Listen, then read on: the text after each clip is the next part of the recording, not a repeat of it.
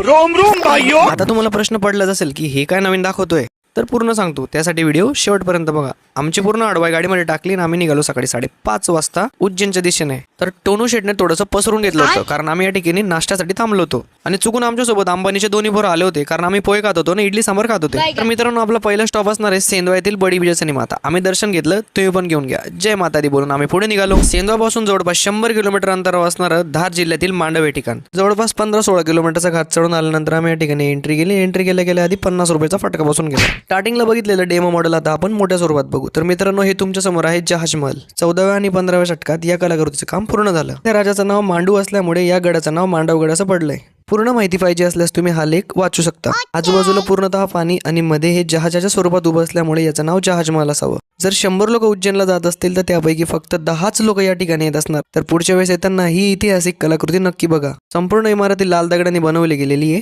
आणि माहितीसाठी प्रत्येक वास्तू समोर त्यांनी लेख लावलेला आहे. हडप्पाकालीन संस्कृतीमध्ये ज्याप्रमाणे अंडरग्राऊंड वॉटर ड्रेनेज सिस्टीम आपल्याला बघायला भेटते, सेम त्याच प्रकारे आपल्याला या ठिकाणी सुद्धा बघायला भेटते. 14व्या शतकात बांधल्या गेलेल्या या ऐतिहासिक कलाकृतीला एकदा अवश्य भेट द्या मित्रांनो, कारण खरा सुखद अनुभव हा तुम्हाला त्या ठिकाणी गेल्यावरच समजेल. सगळं फिरून झाल्यानंतर आम्ही या ठिकाणी मस्त 2-3 रील्स शूट केल्या. नंतर हॅरी पॉटरच्या भुलभुलैया गल्लीमधून आम्ही परतीच्या प्रवासाला सुरुवात केली आणि जाता जाता एकदा या टोकावरून पण हा दृश्य बघून घ्या. आणि हो, फॉलो आणि सबस्क्राईब करायला विसरू नका, कारण ही तर फक्त सुरुवात आहे. पूर्ण ट्रिप अजून बाकी आहे.